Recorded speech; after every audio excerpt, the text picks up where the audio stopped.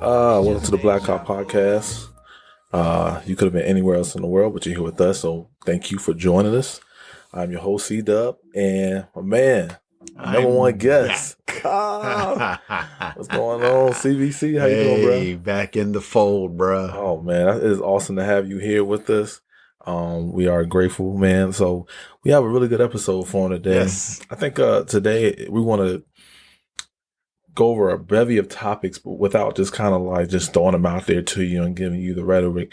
I think it's kind of good as you kind of get both sides of it. Right. And we can just throw these topics out here. I'll take a side. Mm-hmm. I'll be the heel. I don't mind being the heel.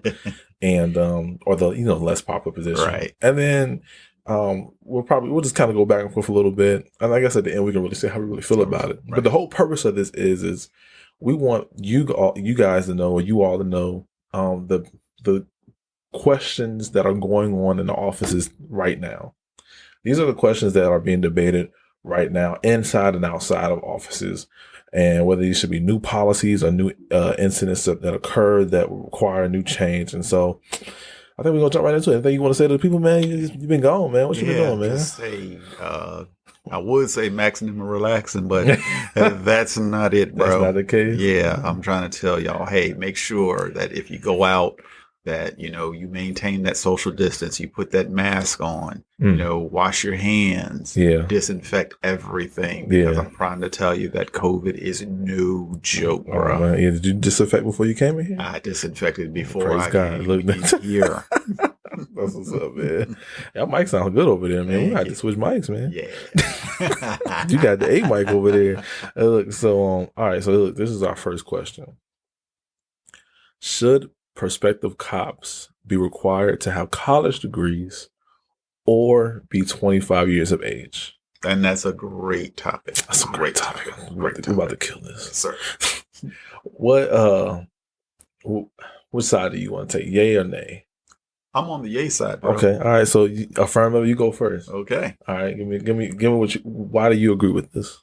Well, and I am not a psychologist, and I am not a medical doctor. I do not do anything that has remotely to do with the human body. And nothing. I ditto that for the whole show. Let's get that disclaimer out there. But just in reading and in life in general, we mature as we get older. Yeah. We take life experiences and we learn from those, I know that when I was a younger person, I had that air of invincibility. Yeah. Nothing could touch me. I can do anything. I was Superman when I was 17, 18, 19, 20, but after a few years of humanity and life, I learned that I was not invincible. That's real. And, I do believe that we do have those younger officers who are on the force, straight out of either the military or I'm going to take a really bad take on this one, that are under the age of 25. Okay. That still have that air of you can't touch me. I'm untouchable. I'm invincible. Yeah. I'm that Superman. They don't have the cognitive maturity to come into the career field and, number one, want to make a difference. And number two, have the maturity to make proper decisions at all times. Okay. All right. So two things, or a couple of things. One, to on the negative side of it, having a college degree, most kids are going to graduate by the age of 22. Mm-hmm. So you're just talking about 3 years until you get to 25. Right. And then, so my question would be, what is it that's going to make them so much more mature having graduated? Sure. And ready for that position. Okay. And then I would ask also, where does the police manpower come from? Mm-hmm. Because a lot of departments and sheriff deputies as well, and correctional facilities, it's a big issue, especially in correctional facilities. Yes. That they are struggling to find ways to fill the gaps, Right. and to provide the personnel that is required to be responsible to all these calls for service and all these mass incidents. Mm-hmm. And then the stress of not having enough manpower right.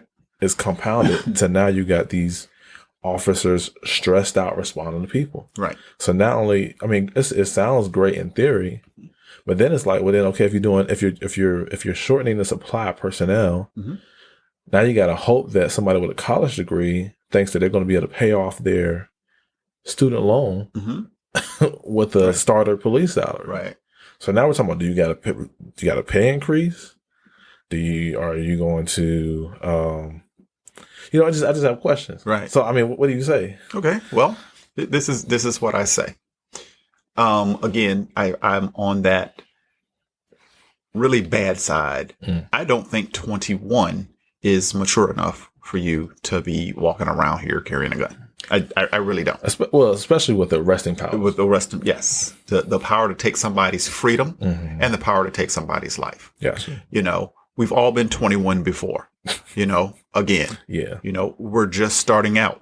Yeah. Of course, a lot of us, and I'm going to tell on myself, did not take that first drink at 21. We were drinking prior to. Cool. You're anonymous on this podcast. Yeah.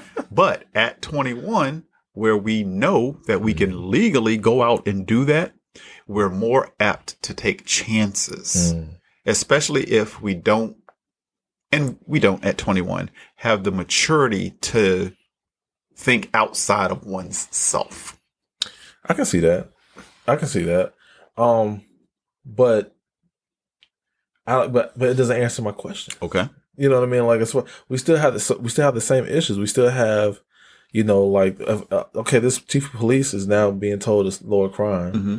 And now he's being told that he needs to recruit more officers. Mm-hmm. And then he's being told that the qualifications went up. Right.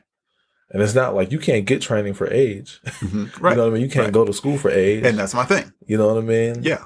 So it's like, well, how do I resolve these matters? We talked in an earlier podcast about people being involved in their city or in their jurisdiction and going to city council and sitting and seeing how your tax dollars are budgeted. Mm-hmm. One thing that I know will attract people, especially nowadays with the economy the way that it is, and the way that the economy is predicted to go for the next probably 2 years, we're going to have a lot of applications. I see. Yeah. So we can fill the manpower gap, but we just have to be involved and engaged in the way that we budget, because, we talked about in a previous podcast, I don't want to jump the gun on anything, but right, housing. Oh, okay. All right. Subsidies. Don't jump that gun. Yeah. and subsidizing, your police officers, in ways that make living affordable. Mm. You can lower taxes mm-hmm. for, sworn officers who are contracted to give you a specific amount of time to work. So there are incentives. You can incentivize this work without breaking the budgets of your cities. You just have to be creative about it, and you have to recruit smartly. Okay. I think that's good.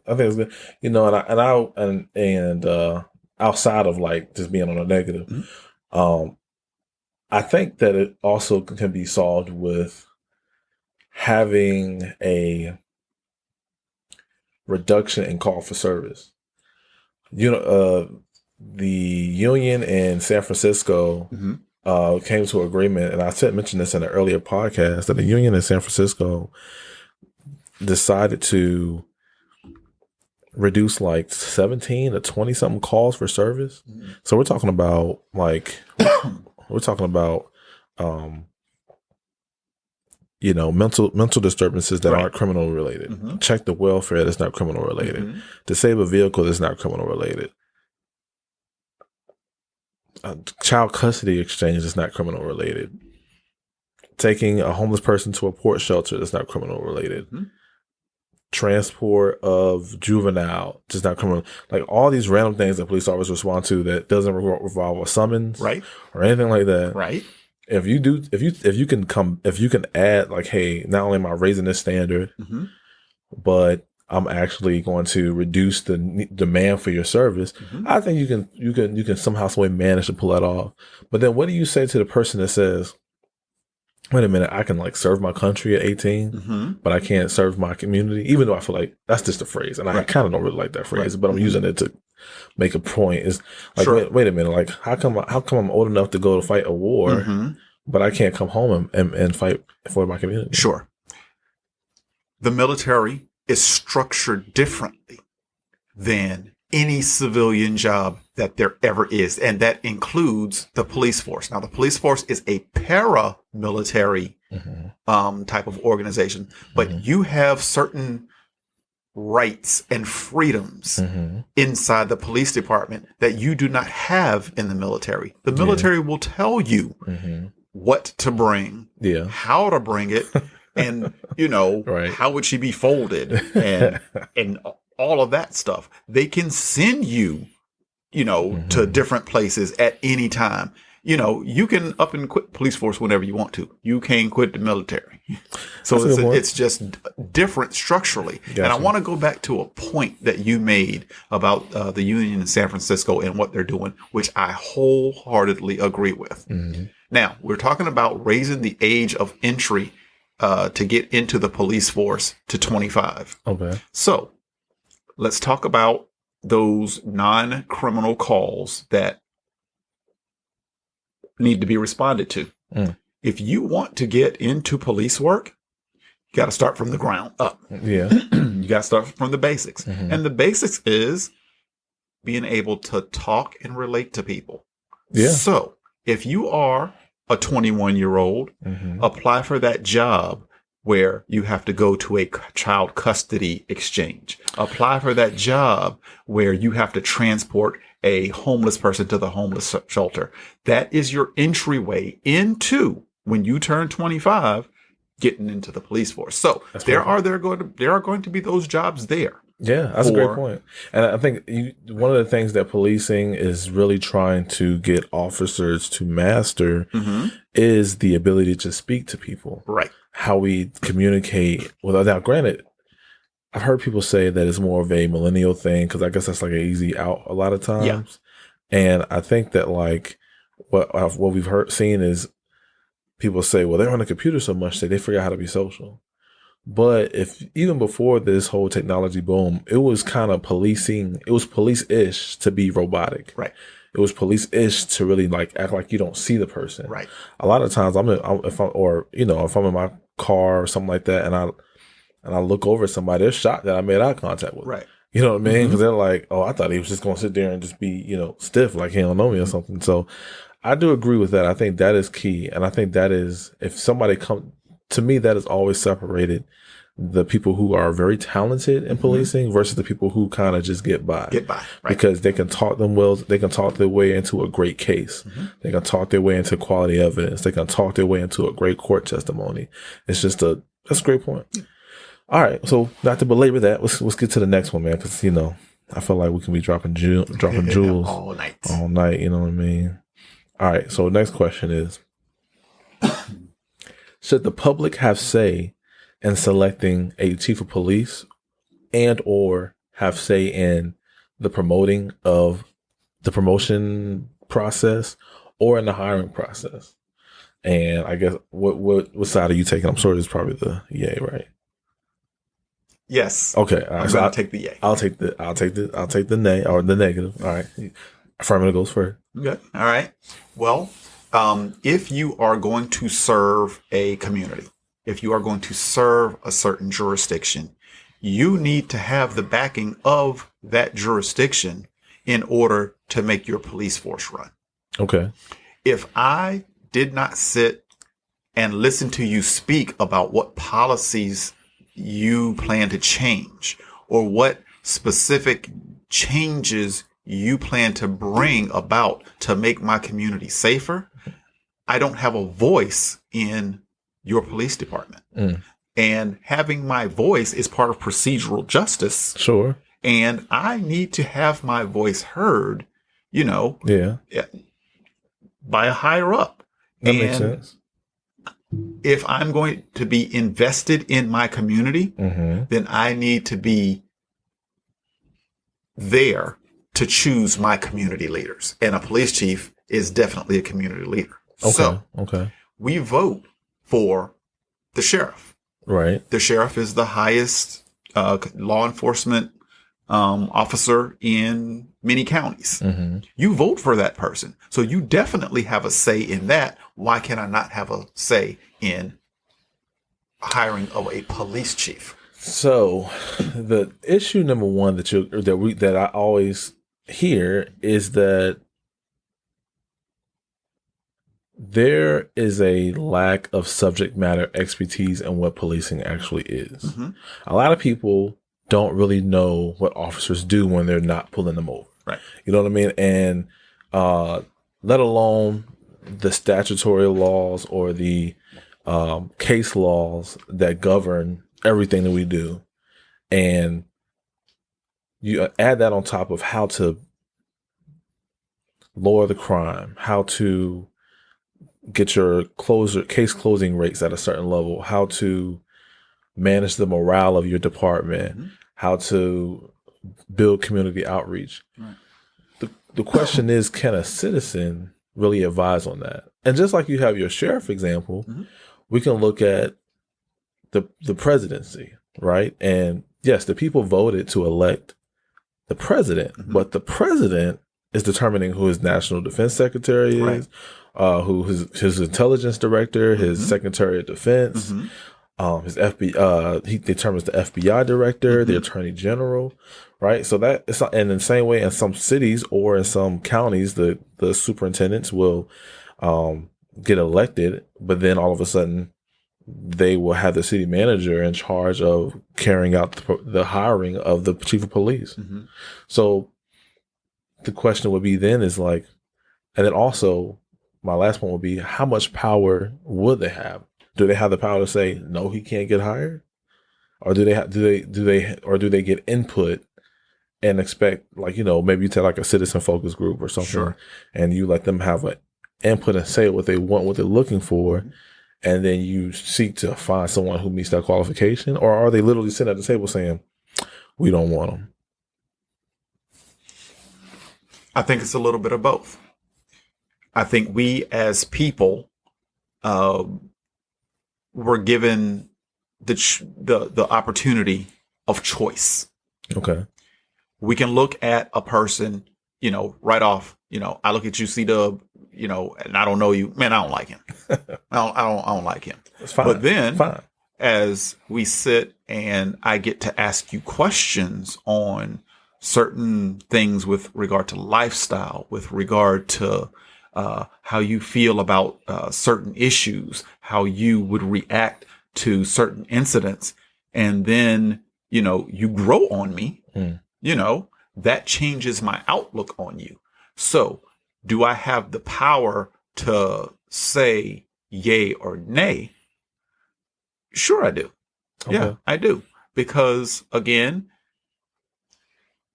taking it back to another podcast, the power of the ballot box. I vote for my mayor and my city council, who hires the city manager, who hires the police chief. So if I don't like the way that the police chief is doing certain things, and I know that, and this is in my city, that the city manager appoints the police chief, and that the city manager is appointed by the city council and mayor, I don't vote for those city council people and mayor, because I don't, and it's a trickle down effect. Okay. And then my rebuttal to that would be, what is the process like? Sure. Like, okay, now how do how are these citizens selected? Mm-hmm. How are the citizens vetted? Mm-hmm. You know, are these citizens going through the police citizens academy at least? Are they at least familiar with how, you know, where the precinct is, Mm-hmm. how to, you know, who the people are in the department? Right. Are they familiar with what the officers need Mm-hmm. in order to successfully carry out their duties? Mm-hmm. Are they familiar, you know, like I think the officers on the department also have to have a trust in the citizenry Mm-hmm. and feeling as though if you're going to hold me accountable, I know that this system of accountability is going to be fair and valid. Mm-hmm.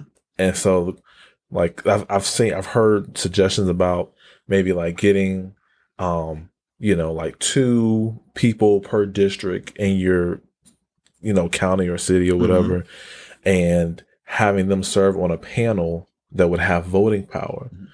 But the question is how do you select those? How do you select them people? Yeah. Well, I think there are a number of factors that do go into that. Number one, we all have animuses and biases towards certain things. Mm-hmm. If you have a certain bias towards the police, if you've had a bad experience with the police that makes you dislike law enforcement, and there are people out there who have these unbreakable biases that will not let them like the police. No matter what I do, I can bring you ice cream every day in uniform. You're still not going to like me because of, those experiences and biases. Correct. So should that person be able to sit on a board that hires a police chief? And I think not. Yeah. Okay. So I think that, if we look at qualifications to sit on those types of boards, you talked about going to a Citizens Police Academy.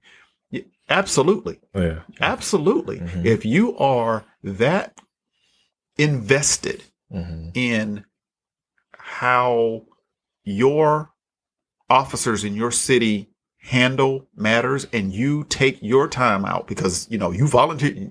We don't say you have to come to this police academy. You volunteer your time, and you volunteered your time to go and find out what we as officers do, how we react to certain things. Absolutely, I think you should have and power is not the word that I'm looking for. You should have the option available to you to have input in the next hiring of the person who is going to lead that department. Okay. I still feel like there's some so outside of the little debate segment of it, I personally feel like there is a difficult way of my thing would be where does the elected official step in? You know what I mean? Like, I have to choose somebody or give somebody else authority to make this decision when you sitting right up there. You know what I mean? And you should be able to speak on behalf of the people in your district and know if this person is going to meet those qualifications or not. And but I do agree that like a Citizens Police Academy will be necessary just for the officers to have a vote of confidence or something like that. And so that way we know as law enforcement, okay, these citizens are going to be critical, but it's going to be fair. Yeah. It's going to be constructive because they're savvy. Because they are savvy. Yeah, absolutely. And I think that makes a big difference. And just like it makes a difference in who gets promoted and who gets hired. And if they're part of the process from the very beginning, if these officers are seeing these citizens are part of the process when they're getting hired and when they're getting promoted, it's just not so weird when you see them for the chief process either. Right. And if I was a chief and I was involving people into the promotioning and hiring processes, I'm looking for people that are like the heads of the NAACP. I'm looking for people that are like the head of the Rotary Club, people that are the head of, significant organizations of influence that have invested in the community. Stakeholders who actually can report back to a body of people. If you're a Black Lives Matter leader, I would want you up there if the confidence is there amongst the selection process. So I really think that, like, there's some ground to be made up there, but it can happen. Mm-hmm. And honestly, the reality of it is that in order for the police department operates off public trust. Public trust, yes. And if that's what it takes for the public to trust them, Mm-hmm. to allow them to cooperate with the enforcement of the law on that group of people, right, then that's what you got to do. That's what you have to do. And regardless of how officers feel about it, Mm-hmm. so yeah, I think we'll transition over, because I think that's one of the little things that makes a big difference. But I think what will also make a difference is if officers lived in the community where they worked, Mm-hmm. and when it comes to public trust, Mm-hmm. because just like in our last topic, if an officer is familiar with the people, if he knows the people, if he lives in that community, he's going to have less of a trust gap, and the citizens going to have less of a trust gap with that officer, Mm-hmm. or he or she anyway, to be fair. But I guess our next topic is, should there be residency requirements for sworn personnel? I'm assuming you're going to be a yay. I will take the yay. I mean, you ain't got to, yay. but I just, I'll take the yay. Okay, all right. I'll take the affirmative. pro to it. I'll take the affirmative. Okay. You made a good point that if an officer is invested in their community, they're going to take more care when they come to a situation, an incident that is happening within the community. Now, I live in a city with 148,000 people. Okay. Yeah. Oh no. It would be maybe almost 200. Okay. Almost 200,000 people. Yeah. So if I that's a lot of people. Yeah, it is. That's a lot of people. It's a nice. Yeah. Yeah. That's a nice size. That's a lot of people. Yeah. So if I have police officers who live in that, who have domicile inside of that population, mm-hmm. those police officers are going to know, okay, so at certain times of the day, they're going to know that the largest industry in the city is going to have traffic problems. Okay. They're going to know that on a specific weekend, there's going to be a high school homecoming. They're going to know that the Bills are playing. But anyway, yeah, they're going to know what is going on in the community, and they're going to care about that because, it gets back to the 25-year-old, as I get older and I have a spouse and I have kids, I don't want my spouse and kids to grow up in a place where they're not invested also. So you make a good point, but I think this is one of the better arguments that I could think of when it comes to this, is how well do you know your neighbor? You know what I mean? Mm-hmm. And in today's world, just because I live near you doesn't mean I agree with you or even get along with you, right, or even say hello to you. Right. And it seems to be that what's really more important than having that person live in the community that they work is targeting people who have proven that they have a heart for people, mm-hmm. that they genuinely are compassionate, that they're genuinely are compassionate and care about people. Mm-hmm. And I don't know that telling someone to live in a community is evidence of their desire to care about people and treat people right. Mm-hmm. So I feel like the biggest difference there is that, yeah, you got to definitely, know how people treat other people. But then you go back to it, there are some communities that are really rough, mm-hmm. and it's really difficult for officers to feel safe in that community. And especially if, you've gone to the community, you made an arrest, or you've had to deal with a crime scene, and now they know how to find where you live. some officers don't feel like they would be safe, Right. and having a family in our community. And we've seen officers do things like live on the outskirts, like a house off the city line, Right. just for the sake of trying to be as far as they can, but still receive the benefits of being a resident in our community. So I don't know that, like, I'm just not confident that, and then also, like, it's a just because somebody invests in something doesn't mean they know how to treat something. You know what I mean? Like, you can invest in stock, but if you never pay attention to how it goes, whether it's high or not, and if you're a short-term trader, then you're not going to really take advantage of the opportunity to make money when you should. So it's like, just because you might invest in buying a house, but it might be junky and dirty. You know what I mean? So it's like, well, I want all this. I want you to live in a community so you can look like you're invested, but like, you really don't care. Well, I'm gonna take this opportunity to disagree with you, because especially my money.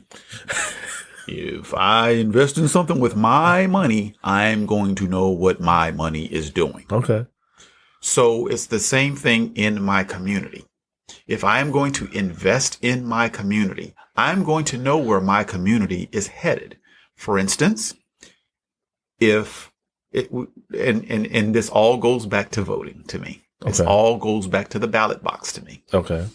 If I know that there are specific city council people who are not doing my bidding the way that I feel it should go, as far as taxes and spending those taxes, as far as easements, beautifying the community, because we know that, in New York, they called it the broken windows theory. Yeah. If you build it beautifully, they'll come. Yeah. Or if you make it beautiful, nobody who wants to commit a crime wants to be there. Yeah. Right. Yeah. So, again, back to the ballot box. If you are not invested in doing those types of things to make the community better, then I'm going to do my best to make sure that I get a person in there, who feels the way that I feel about my community. So if I'm invested in my community, if I go by and buy a junky house, like you said, I'm going to try to do my best, because again, that's my money that I've spent, and I want to see a return, ROI, return on my investment. Right. So I am going to do what I can to make my money grow. And it's not all about money. You said something earlier about, do I really know my neighbor? Well, I'm going to make sure, because I don't want to live in a community where I have to be afraid that if I leave my house, my door is going to get kicked in. The same thing with my neighbor. My neighbor doesn't want to live in a community where they see a cop car outside the door, or, outside the house, and that house is targeted. Therefore, they're going to be on higher alert also. Yeah. So I'm going to get to learn who my neighbors are, what their concerns are within the community, and see how we together, cop and civilian, can make that community better. You make great points. But all my neighbors aren't CVC. They aren't crazy. You know what I mean? Yeah. So like, they aren't going to mess up things that they invest in. Right. They're going to make sure they get their return on investment. Right. And if I had a city full of Craigs, or a department full of Craigs, that's one thing. But what if somebody's not like you? Right. What if somebody's, what if somebody just rents out an apartment in the city, but really lives in another part of town? Like, what if they just try to figure out a way to finagle it just to get the benefits? And you can't, it's like, how, that's like you can't legislate self-centeredness. Right. You know what I mean? You can't make a policy for a lack of compassion. Right. You know what I mean? And these are the things that we need from officers. And we're hoping that them living in the community. Now, debate aside, one of the things I do think about that residency piece is the tax revenue that comes from officers who, so if you live in a low income community, it's low income for a reason. And it's probably got a lot of federal subsidies and a lot of state assistance when it comes to financing, you know, grocery stores and food deserts and urban deserts, or what they call them. And so the city still has to come up with this money to pay for these public services, but these public services get this check and they take it to the town B outside the outskirts, and they're paying, that money is going towards PTA. That money is going towards the Chick-fil-A and the grocery store over there, or whatever. It's going towards the, you know, the I don't know, Whataburger. And so all of a sudden you see this issue of, how can I keep that dollar in my community longer? And so, like, now that to me, you know, if you told me the goal, if you told me the goal, one of the goals of trying to have somebody live in the community so they can care about people, I'd be like, man, that's a hard pull. I see the intention behind it, you know, because like you're going to end up going to the same 7-Eleven that I will go to, but you'll be off duty, right? You know what I mean? So then you kind of, hopefully, you'll say to yourself, well, let me try to be as professional as possible, because I never know when I'm going to run into somebody who I've arrested, and I want them to have in mind that I was professional with them as much as possible. At the same time, but if you told me that it was about the tax revenue and the money coming in, and I'm like, oh, well, then that's a different argument. You know what I mean? Like, you mean the city I can pay you city money, but then you use that city money to pay for property taxes in the city, use that city money to pay for houses you bought, pay for schooling for your kids, right? Or even have a business, maybe your spouse or somebody has a business, you know what I mean? Like that makes a big difference. Yeah. And another thing about the officers living in the community needs to incentivize that. You know, cops don't make a lot of money. No, they don't. They don't make a lot of money. No. But, you know, you can give them an incentive to live inside the city. Okay, well, you get a take-home car, and you can use that car, you know, to go to the gym, to go grocery shopping, but, you know, it has to stay outside your home. Yeah. You know, and then your home that you've invested in, you know, we're going to reduce your property taxes by 30% a year, as long as you are employed. Yeah, now that would be phenomenal. Yeah. You got me sold all day. Yeah. Where can I sign up? Where's the application? Yeah. As long as you stay within the city, your property taxes, we're going to reduce them by 30%. Yeah, that would be, look, bro, like if they do that, that's part of it. That's the infrastructure we need. Yeah. That would be similar to that of the military that you spoke of earlier. Yes. That kind of helps take care of those 25-year-old people with college degrees who are trying to pay that debt. You know what I mean? That it all comes full circle. But look, we are 40 minutes in. So what we'll probably end up doing is making this part one, just so, you know, I don't want to keep you guys too long. I know you guys got busy days, and so do we. So look, thank y'all for joining us. God bless. Enjoy this wonderful music from Lecrae. It's called Deja Vu. And if you haven't noticed, it's deja vu because we keep seeing the same thing over and over again. You know what I mean? Like the beat is from like a Tribe Called Quest beat, so it's like you're hearing the same beat, type of beat, and it's like, well, these are the kind of issues that we discussed that are going to end up making a difference in whether or not we can start seeing less issues when it comes to law enforcement and the right to. So anyway, thank y'all for coming out. I'm C-Dub. I'm CBC. I'm back. God bless and good night.